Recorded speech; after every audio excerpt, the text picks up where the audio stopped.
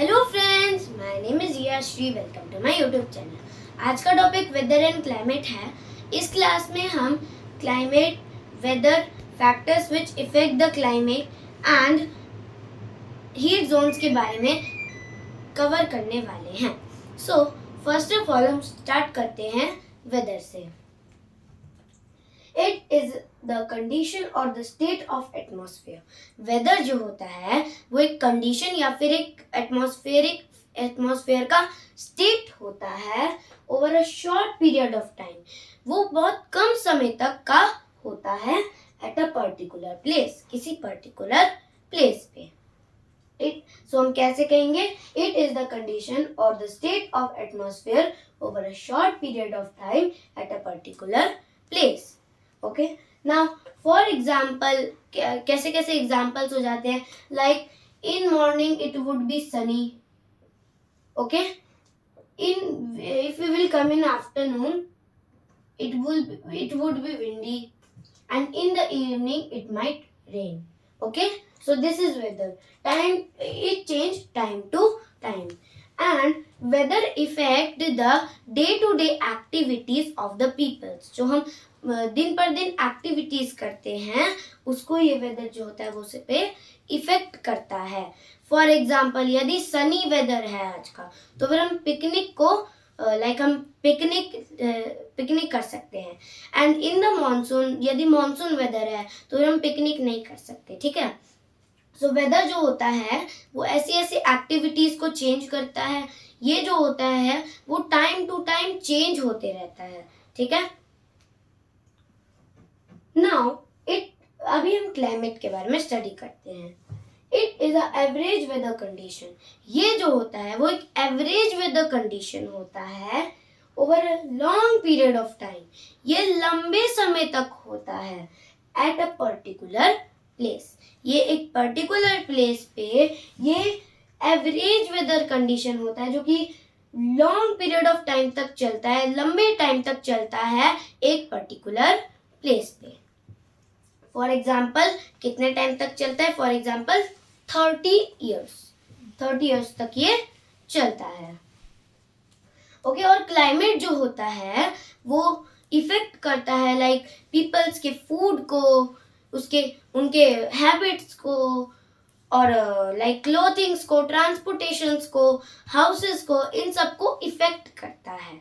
ठीक है, there are 7 type of climate in the world. World में 7 टाइप्स होते हैं क्लाइमेट के। कौन कौन से? First is hot and wet, जो हॉट होता है एंड वेट होता है। Second is very hot and wet, बहुत ज्यादा हॉट और wet. Third is very hot and dry, बहुत ज्यादा hot and dry. Fourth is cool and dry, ठंडा है लेकिन ड्राई है। Warm and wet, then very cool and moderate climate. Now अभी आई होप आपको वेदर एंड क्लाइमेट समझ आ गया होगा। सो अभी हम जानते हैं कि वेदर और क्लाइमेट में क्या डिफरेंसेस है। So difference between weather and climate are: weather, it is the condition or the state of atmosphere over a short period of time at a particular place. यहाँ पे वेदर जो होता है वो एक कंडीशन होता है और वो एटमॉस्फेयर का चेंज होता है एक छोटे टाइम तक के लिए एक पर्टिकुलर प्लेस का। वही क्लाइमेट जो होता है वो एक एवरेज वेदर कंडीशन होता है लंबे पीरियड के लिए एक पर्टिकुलर प्लेस का। It is average weather condition over a long period of time at a particular place. First difference I hope आपको समझ आ गया होगा। Now weather change with the short period of time. Weather जो होता है वो कम समय में चेंज हो जाता है, ये या फिर हम फ्रीक्वेंटली चेंज कह सकते हैं, जल्दी चेंज हो जाता है। And climate remain stable for long period of time. और वहीं पे ये जो क्लाइमेट होता है वो लंबे समय तक रुकता है। ठीक है, weather effect day to day activities of peoples. Weather जो होता है वो दिन पर दिन एक्टिविटीज, पीपल्स की जो एक्टिविटीज होते हैं उसे वो इफेक्ट करता है। And climate effect food habits, clothing, transportation and houses. ये फूड हैबिट्स को, क्लोथिंग को, ट्रांसपोर्टेशंस को एंड हाउसेस को ये इफेक्ट करता है। तो ये थे कुछ differences between weather and climate. अभी हम आते हैं फैक्टर दैट इफेक्ट क्लाइमेट। हमने वेदर एंड क्लाइमेट को कवर कर लिया है। Now factor that effect climate. Factor that effect climate means मतलब ऐसे फैक्टर्स जो कि क्लाइमेट को इफेक्ट करते हैं। अभी कौन कौन से फैक्टर्स है? For example distance from the equator, then altitude, then distance from the sea, direction of winds, humidity and rainfall। इन सब के बारे में हम स्टडी करने वाले हैं इन factors that effect climate. Now हम स्टडी करते हैं सबसे पहले distance from the equator. The rays of sun fall on the equator and cover the small area. जो सन का रेज होता है, यहाँ पे आप पिक्चर में देख रहे हैं, सन का रेज जो होता है वो फॉल करता है, वो इक्वेटर पे जाता है और वो छोटे एरिया को कवर करता है, स्मॉल एरिया को कवर करता है। The regions near the equator are hot because the direct rays of sun fall on the equator। Equator के जो रीजन्स होते हैं वो हॉट इसलिए होते हैं क्योंकि सन के डायरेक्ट रेज आते हैं इक्वेटर पे। अब यहाँ पे सन का रेज इक्वेटर पे आ रहा है तो वो स्मॉल एरिया कवर करता है, ठीक है। वैसे ही जो अदर प्लेसेस पे जाता है, जो सन का जो लाइट स्लांटिंग होके अदर प्लेसेस पे जाता है वो लार्ज एरिया को कवर करता है, बहुत ज्यादा एरिया को कवर करता है। इक्वेटर पे small area and other places पे large area। Okay, this was the distance from the equator। Now move on altitude। Altitude is the height of place above the sea level। Altitude जो होता है वो जो एक place का height सी level के ऊपर प्लेस का हाइट होता है। The height altitude is the height of the place above the sea level। This is sea level and this is the height। अभी altitude जो होता है वो जैसे जैसे हाइट पे जाता है वहां पे टेम्परेचर जो होता है वो डिक्रीज होता है। क्या होता है? टेम्परेचर डिक्रीज होता है। क्यों होता है? क्योंकि अभी यहाँ पे जो एयर प्रेजेंट होता है सी लेवल पे वो थिक एयर होता है, थिक में प्रेजेंट होता है एयर, इसलिए ये जो सी लेवल जो होता है वो हॉट होता है। एंड एल्टीट्यूड का जो हाइट होता है, जब हम हाइट पे जाते हैं तो फिर वो लो इसलिए होता है क्योंकि एयर जो होता है वो वहाँ पे थिन हो जाता है।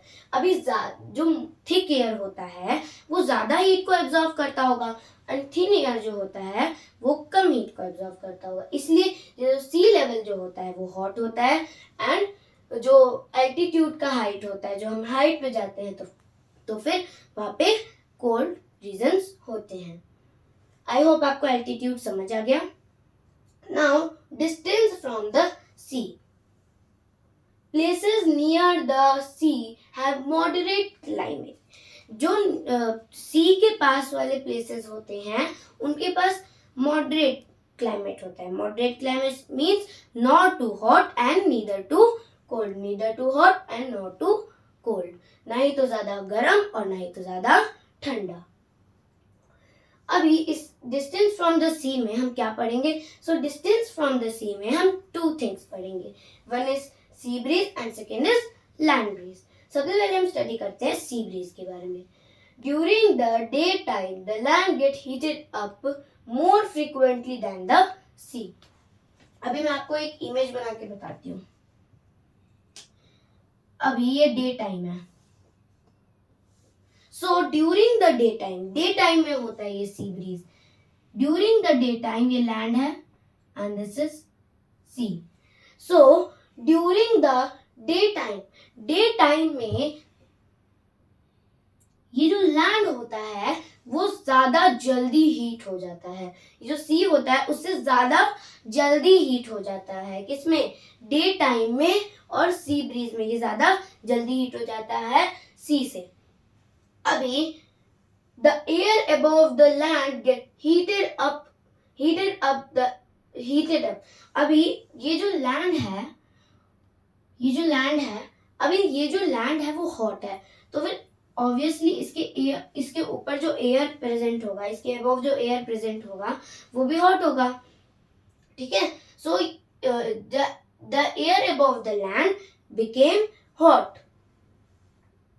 The air above the sea get cool, और सी जो होता है वो ठंडा होता है, तो फिर इसका एयर जो होता है वो कूल होता है। यहाँ पे इसका एयर हॉट हो जाता है एंड ये भी हॉट होता है, एंड सी जो होता है वो कूल होता है, इसलिए इसका एयर कूल होता है। Okay, the hot air move towards the sea. जो लैंड के ऊपर जो हॉट एयर है वो मूव करता है towards the sea. Okay, and the air move towards the land, the cool air move towards the land. जो कूल एयर जो होता है वो मूव करता है लैंड की तरफ। ये कब होता है? ये होता है सी ब्रीज में। और सी ब्रीज कब होता है? ये डे टाइम में होता है, दिन के समय पे होता है। This is called onshore wind और सी ब्रीज। ये जो होता है वो ऑनशोर विंड भी कहलाता है और सी ब्रीज भी कहलाता है। Okay, now land breeze. अभी हम लैंड ब्रीज के बारे में स्टडी करते हैं। During the night the sea get heated up more frequently than the land. अभी ये बिल्कुल अपोजिट होता है सी ब्रीज से। लाइक इसी इमेज को कंसीडर करते हैं।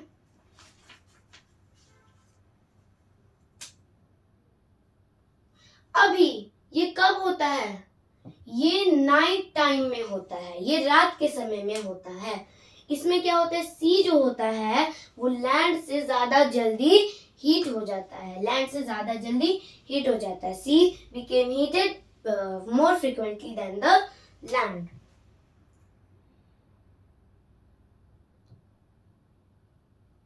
अब ये लैंड कूल है तो फिर इसके एयर जो होगा वो भी कूल होगा, एंड सी जो है वो हॉट है, सो इसका एयर, इसके ऊपर जो एयर प्रेजेंट होगा वो तो हॉट होगा।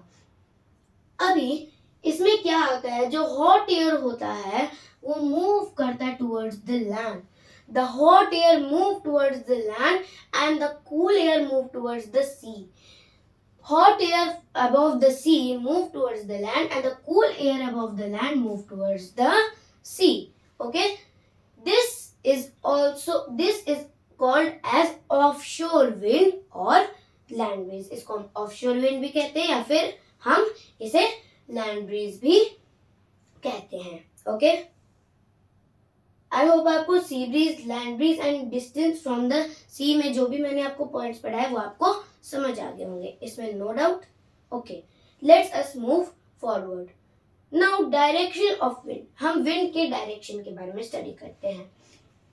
Horizontal moving air is wind.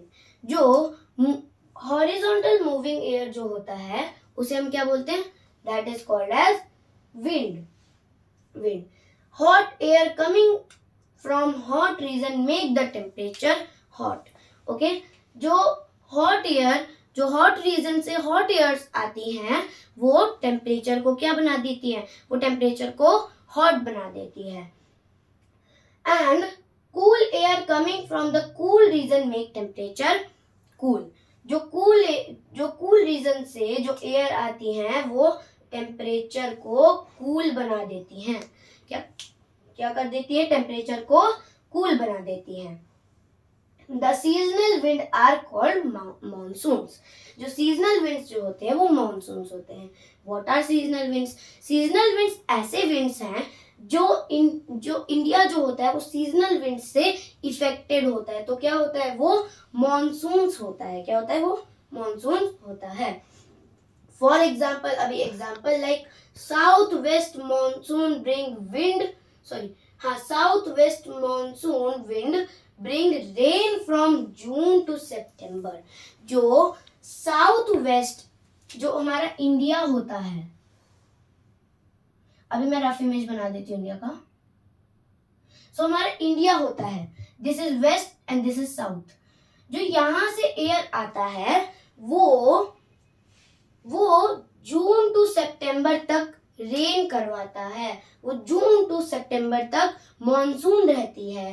And जो नॉर्थ ईस्ट, नॉर्थ ऊपर है यहाँ से एंड यहाँ से, नॉर्थ ईस्ट से जो एयर आता है वो जो मानसून एयर आता है वो ब्रिंग करता है जो अक्टूबर से दिसंबर तक का वो रेन को लाता है।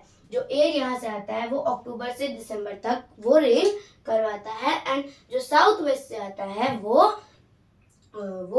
जून टू सितंबर तक रेन करवाता है। Okay, now humidity and rainfall. The amount of water vapour and moisture present in the air is humidity. Water जो एयर में the amount of water vapor का amount या फिर moisture का amount एयर में is called humidity. ठीक है, humidity bring rainfall. humidity जो होता है वो rainfall को लाता है. That is why we sweat a lot in monsoons. जब भी बारिश होता है ना तो फिर हमें पसीना आता है, स्वेट होती है. क्यों होती है? क्योंकि ये जो ह्यूमिडिटी जो है ना वो रेनफॉल लाती है. और humidity means the amount of water vapour and moisture present in the air. अभी ये जब ह्यूमिडिटी एयर में होती है तो फिर हमें बहुत ज़्यादा स्वेट आता है. और यदि यही ह्यूमिडिटी रेनफॉल लाती है तो फिर हमें मॉनसून्स में भी स्वेट आता है, ज़्यादा स्वेट आता है. In cold areas, humidity brings snowfall instead of rainfall. अभी ह्यूमिडिटी जो होता है वो रेनफॉल ही लाता है, लेकिन वहाँ का टेम्परेचर इतना डिक्रीज होता है, इतना कम होता है कि वो स्नोफॉल में कन्वर्ट हो जाती है. सो हम इस सेंटेंस में लिखते हैं in cool areas humidity brings snowfall instead of rainfall. अभी ये जो ह्यूमिडिटी है, ये हाइग्रोमीटर जो है वो एक इंस्ट्रूमेंट है जिससे हम ह्यूमिडिटी को देख सकते हैं कि एयर में कितना ह्यूमिडिटी प्रेजेंट है.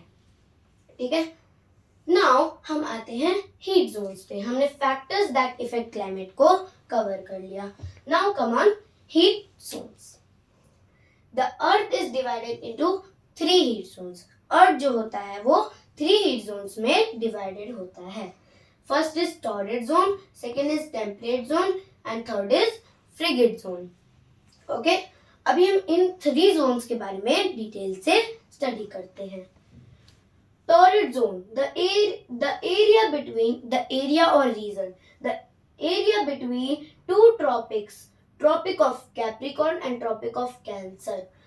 जो Tropic of Capricorn, जो Tropic of Cancer होता है and Tropic of Capricorn होता है, उनके बीच का जो area, like this is Tropic of Cancer and this is Arctic Circle. इनके बीच का area, this area is the Tropic of, ये देखो Tropic of Cancer and this is Tropic of Cancer and this is Tropic of Capricorn. So इन 2 के between में present होता है टॉर्रिड zone. इसके centre से पास करता है. कौन पास करता है? Equator pass through the centre of this zone. Equator जो होता है वो इस जोन के सेंटर से पास करता है. This is torrid zone. This is torrid zone. It is the hottest zone in all the 3 zones. ये जोन जो होता है वो हॉटेस्ट जोन होता है इन सारे 3 जोन्स में से. क्यों? क्योंकि मैंने आपको बताया था कि सन के डायरेक्ट रेज आते हैं इक्वेटर पे, इसलिए इक्वेटर वाले रीजन्स जो होते हैं वो हॉट होते हैं.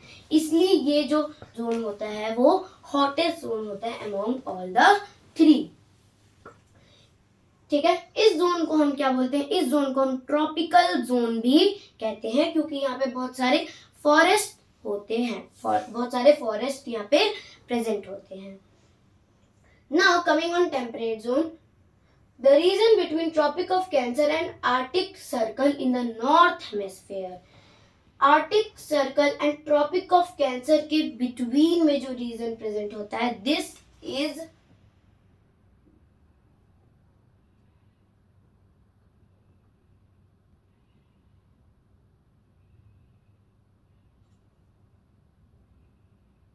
North temperate zone. ये नॉर्थ में प्रेजेंट है, इसलिए हम इसे नॉर्थ टेम्परेट जोन कहते हैं। The region between tropic of Capricorn and antarctic circle, tropic of Capricorn and antarctic circle के बिटवीन के रीजन को हम बोलते हैं साउथ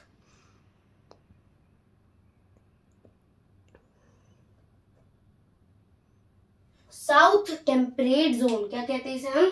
साउथ टेम्परेट जोन, क्योंकि ये साउथ हेमिस्फीयर में प्रेजेंट है। This is in the north hemisphere and this temperate zone is in the south hemisphere. That's why it is called south temperate zone and it is called north temperate zone. Okay? अभी frigid zone. Region between the poles and the circles are frigid zone. ये जो poles हैं, हमारे 2 poles होते हैं, one is north pole and second is south pole. So जो circles होती हैं, आर्टिक सर्कल होती हैं एंड एंटार्क्टिक सर्कल्स होती हैं ये सब।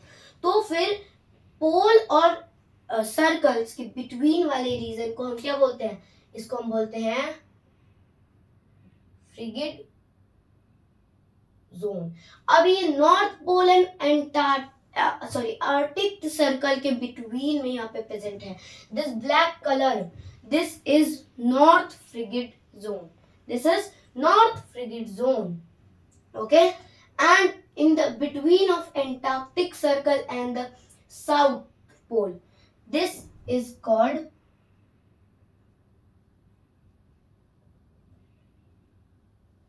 south frigid zone. This is called south frigid zone. This is also called as polar zone. ठीक है? This is present in pole. That's why it is called the polar zone. This is the coldest zone among all the 3 zones. ये जो होता है वो coldest zone होता है इन सारे 3 zones में। So हमने heat zones भी cover कर लिया। I hope आपको weather and climate में कोई भी doubt weather, climate, factors and the factors that affect the climate and heat zones पे कोई डाउट नहीं होगा। यदि नहीं है तो फिर हम मूव करते हैं कुछ क्वेश्चंस की तरफ। What is the average weather condition of a place over a long period of time called? जो एवरेज वेदर कंडीशन होता है, यहाँ पे क्या पूछ रहा है कि average weather condition, what is the average weather condition of a place. So आपको बताना है क्लाइमेट। मैंने आपको डेफिनेशन बताई है, it is the average weather condition over a long period of time at a particular place. So इसका answer है climate. What is the wind that blow from sea to the land known as? ऐसा कौन सा wind है जो कि सी से land की तरफ मूव करता है? मैंने आपको बताया था कि सी जो होता है वो जब कूल होता है तो फिर यहाँ से कूल विंड मूव करता है एंड लैंड से हॉट विंड मूव करता है। तो फिर कौन सी ब्रीज होती है? सी ब्रीज होती है।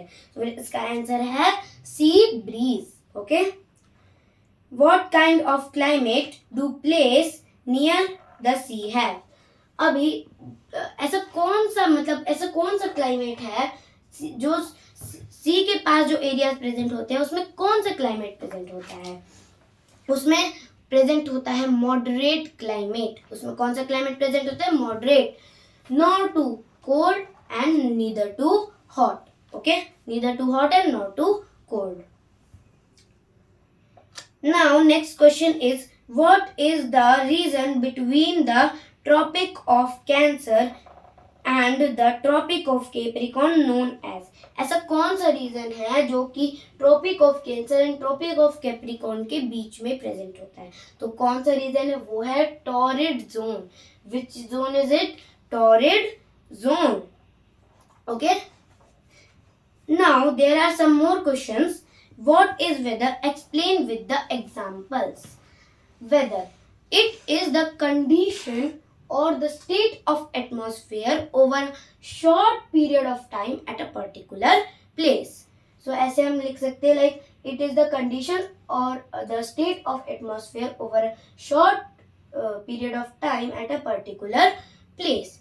और एग्जाम्पल्स पूछने हैं तो हम लिख सकते हैं for example Sunny in the morning, windy in the afternoon and rainy in the evening. This is called weather. Now, what is climate? Explain with the examples. It is an average weather condition over a long period of time at a particular place. ये जो होता है वो एक average weather condition होता है लंबे समय तक एक पर्टिकुलर प्लेस का. तो हम लिख सकते हैं it is a average weather condition over a long period of time at a particular place.